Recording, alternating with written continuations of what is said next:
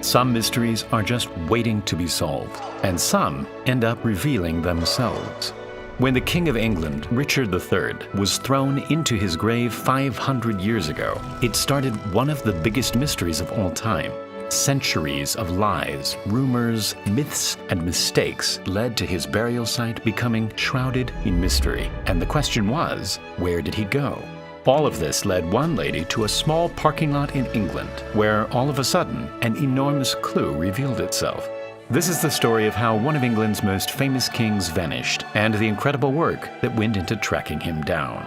We modeled the entire thing to show you how his body was found and the 500-year-old DNA test that proved it was really him. When the Battle of Bosworth came to an end, Richard III was found dead.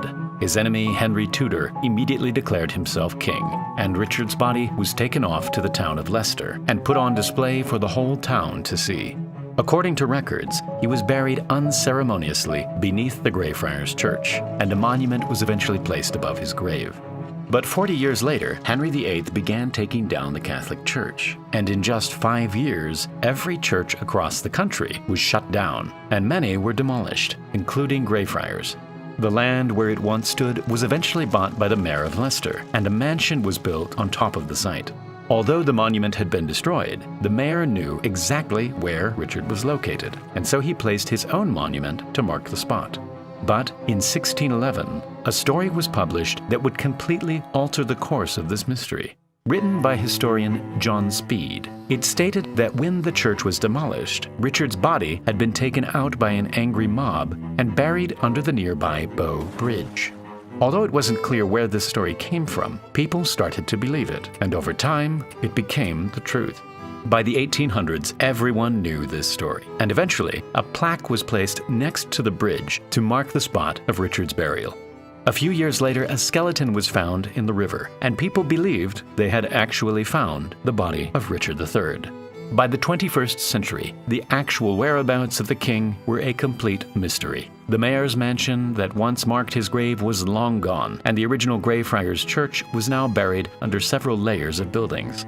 But in the early 2000s, members of the Richard III Society started looking for him. Thanks to modern technology, they were able to recreate Richard's burial using in-video AI. Just kidding.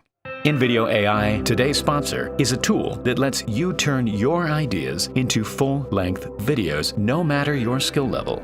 Unlike most video tools which only solve part of the video creation process, InVideo puts you in the director's seat and does all the heavy lifting.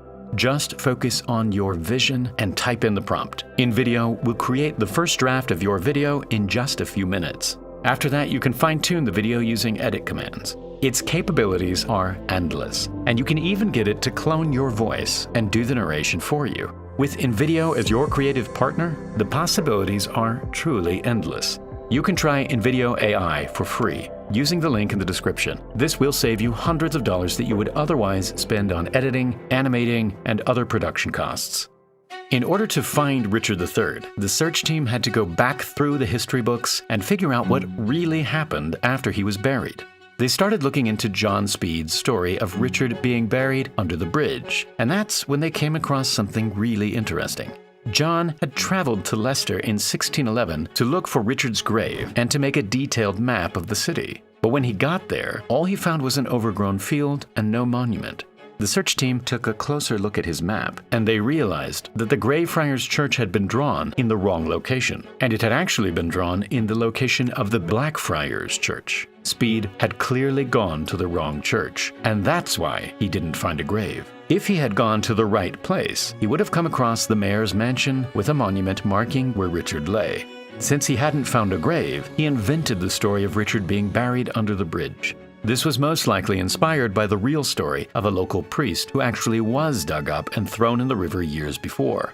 All of this proved that Speed's story was actually false, and the team could focus their efforts on looking for the Greyfriars Church. But any evidence of the church had long since been covered by buildings, and so finding it would be a huge challenge. The earliest map that showed any detail was from 1741, and it showed the Greyfriars area, which at that point contained the mayor's mansion and the surrounding gardens. The monument that once marked Richard's grave would have stood somewhere in this area.